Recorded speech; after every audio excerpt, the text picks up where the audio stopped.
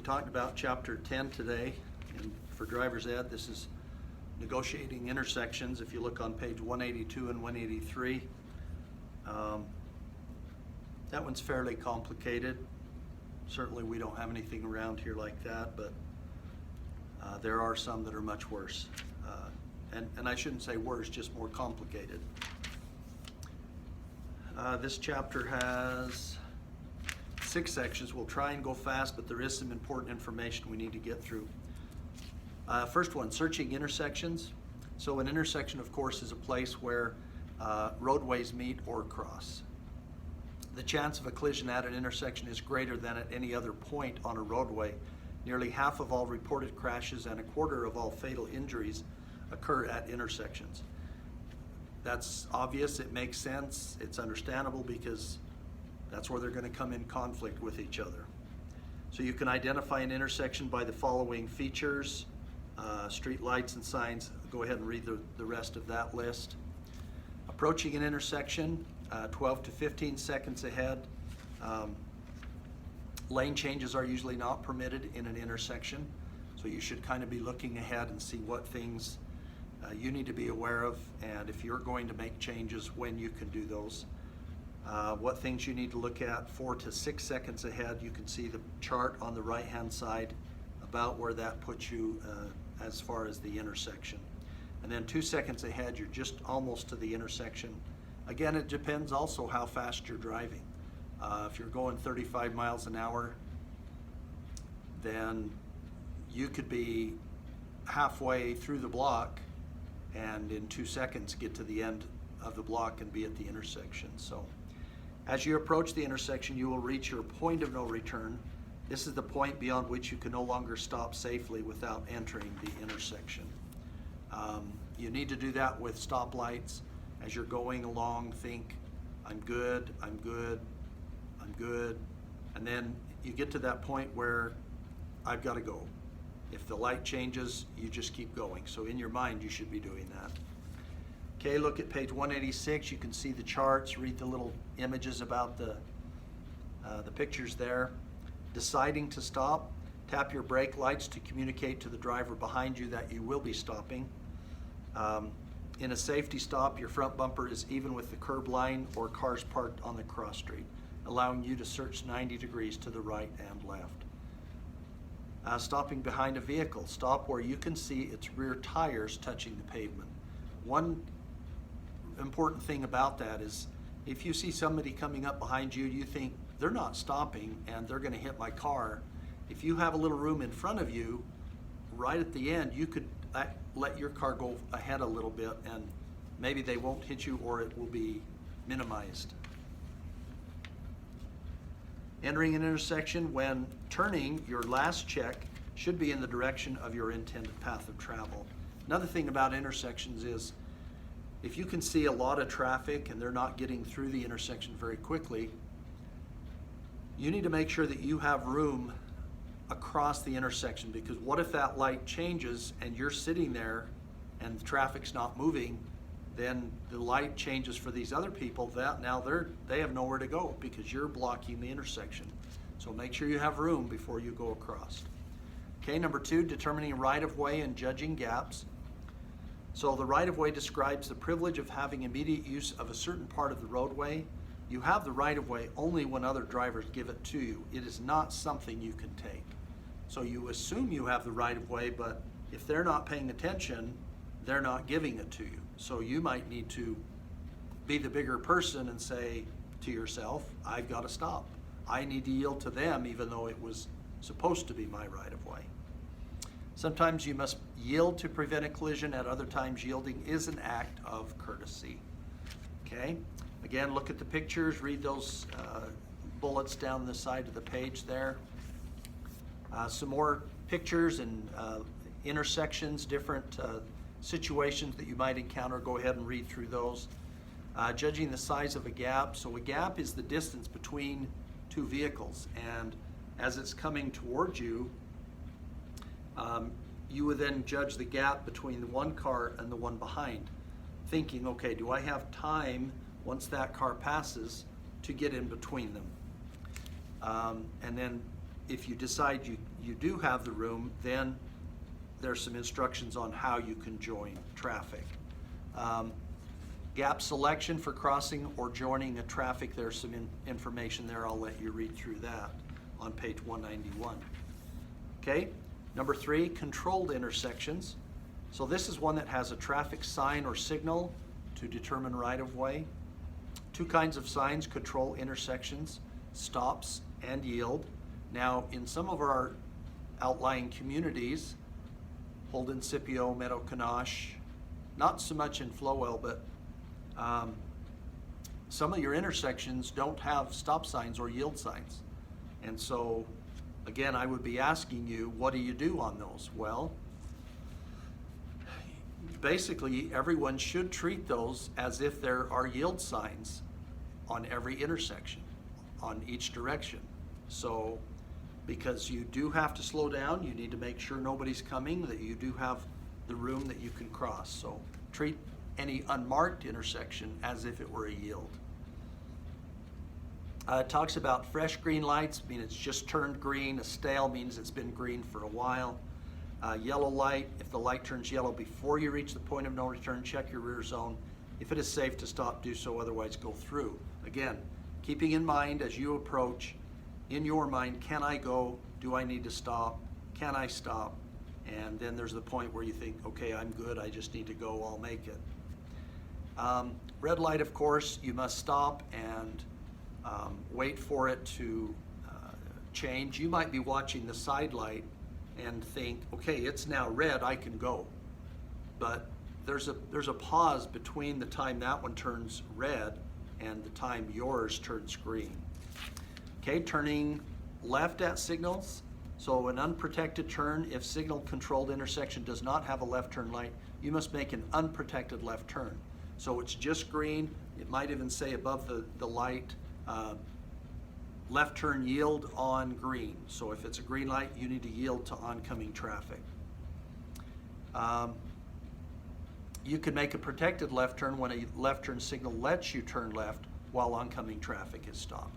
So you might have 2 green lights going that way, then above your lane is a green arrow pointing left. That means you can safely, or should be able to make it safely, to make that left turn. A delayed green light indicates that one side of an intersection has a green light while the light for the oncoming traffic remains red. And there's an example of the left turn yield on green, the sign, and then also the arrow. Okay, making a turn on red. All states and the District of Columbia permit vehicles to turn right on red. However, some local governments post signs indicating that right on red is not permitted. So I'm sure it's still in Utah. If you come to an intersection and you stop, you look, and there's a lane free, nobody's coming, then you can make your right turn. You have to stop first. There are some places where they do have red signal arrows that say you can't turn right. Okay, number 4, uncontrolled intersections. So these have no signs or signals to regulate traffic. I guess I kind of already mentioned that with some of our outlying communities. So again, as you approach those types of intersections, search 12 to 15 seconds ahead and notice anything that you're going to encounter. You need to identify any restrictions that there might be, and again, the procedure, just treat those like yield signs, and you should be safe as you go through those. Okay, number 5, this is really an important one on trains. We're supposed to spend an hour in driver's ed on train safety. And so you'll be watching a video. It just says train safety video. Click on it, and then there should be a box open up. Just click on that and watch the video. Mr. Barris helped me get that loaded into my Canvas assignment. So I actually have the video and a DVD player, DVD, and I've watched both, and the video is still the best information and best quality. And so even though it's old, it's good information. Watch that. I think you'll find it interesting. So I usually ask these questions, and it'll be covered in the video, but there are at least 3, sometimes 4 definite things that we need to understand about trains, okay? The first one is that they can't stop quickly. So say an average 12 million pound train might take a mile before it can get stopped completely. The second one is that if they're approaching an intersection and you're not paying attention as you drive across, guess what the train can't do? Besides stopping quickly, it also can't swerve to miss you. It's committed to the rails. That's its roadway. That's the only place it can go. Okay, and then the other one is, let's say you're stopped at an intersection of a train, a railroad crossing, and you look down the tracks and you think, oh, that train's not really moving that fast, and it looks like it's down there a ways. I think I'm good to go. And you start out, you get across the tracks, and boom, the train hits you. What happened? Well, it's an optical illusion. You look down there, and even though it might be coming 70 miles an hour, you can't really tell. It might only look like it's going 20 or 30 miles an hour. So those are the three most important ones, okay?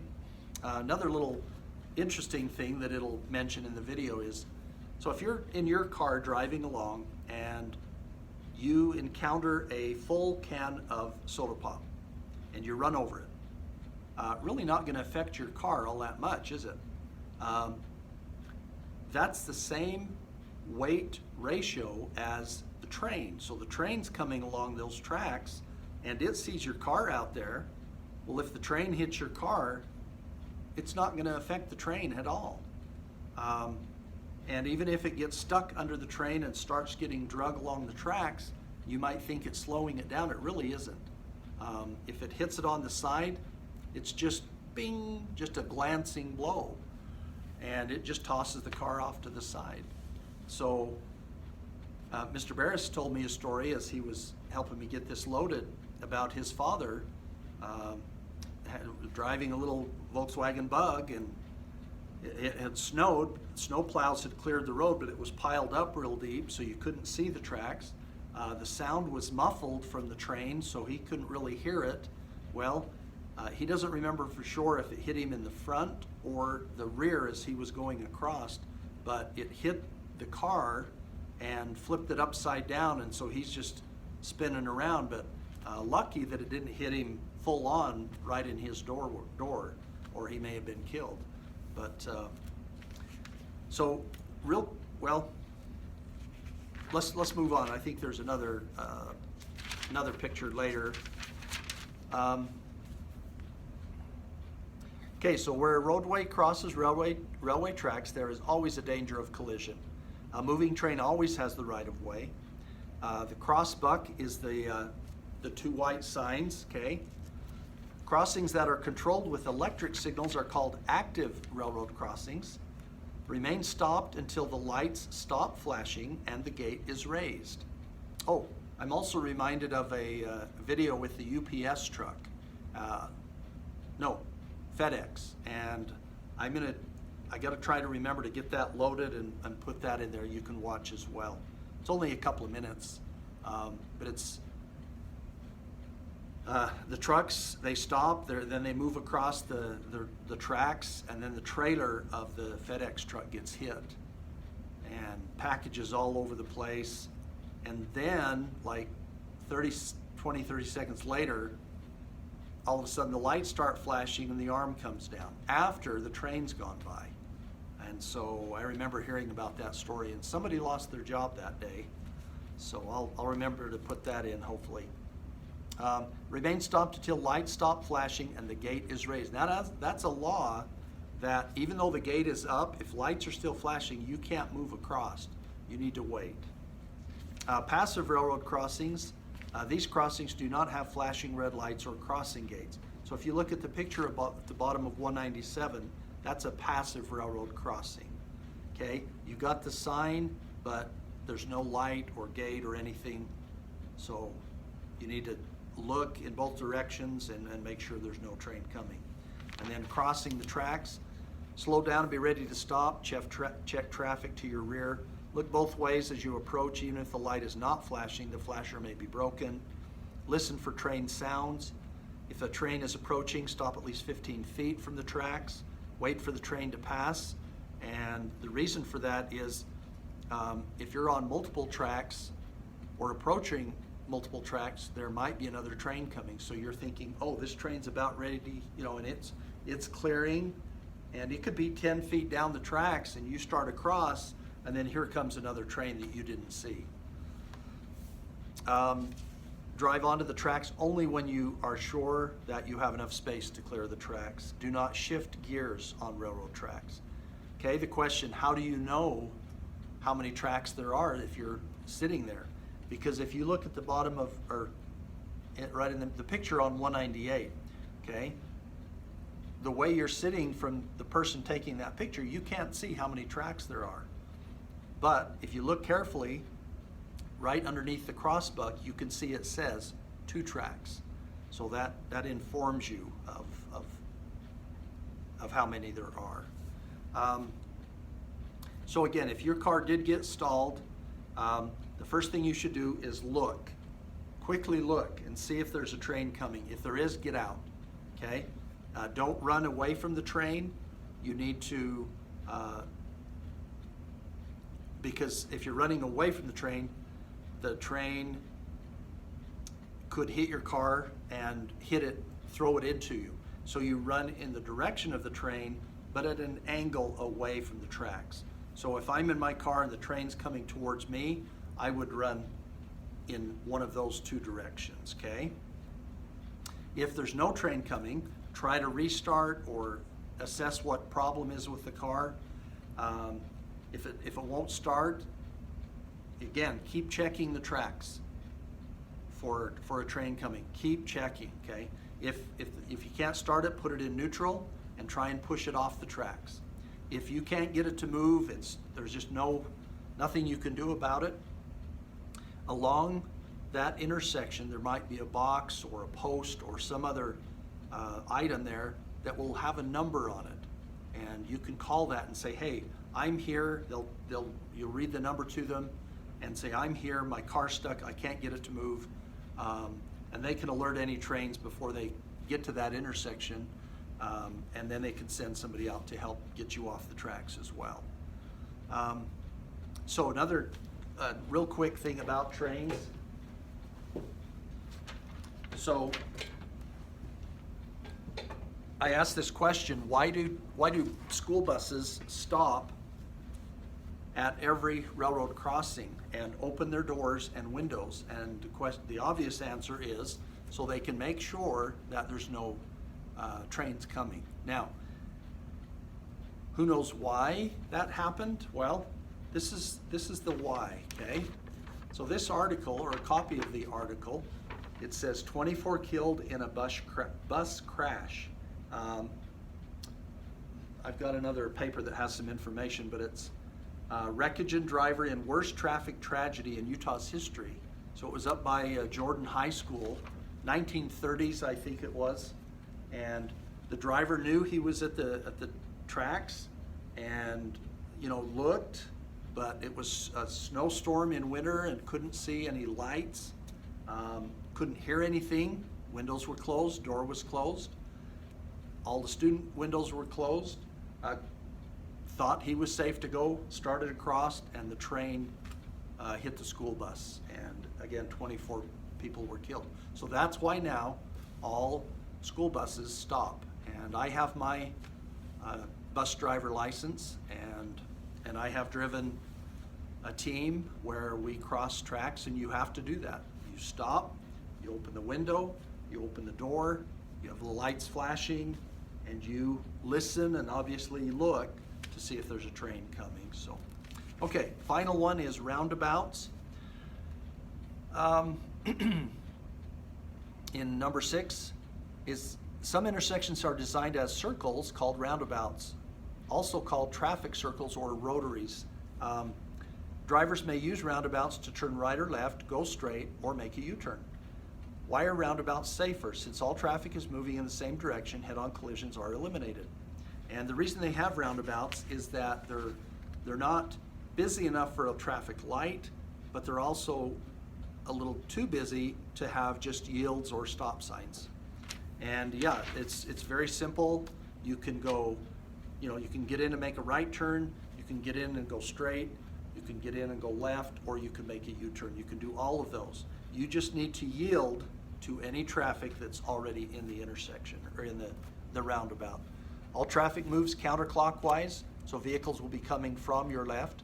If necessary, stop before entering, select a safe gap, and turn right to enter. Once you're in the circle, you have the right of way. In multiple lane circles, get into the correct lane. Do not pass or change lanes. Signal prior to your desired exit. Never stop in the circle. And when exiting from an inside lane, check the lane next to you. The only place I know of that has 2 lanes of a traffic circle is up by UVU, up there in Orem. So, okay, so Chapter 10, we'll do that one on Monday. Thank you.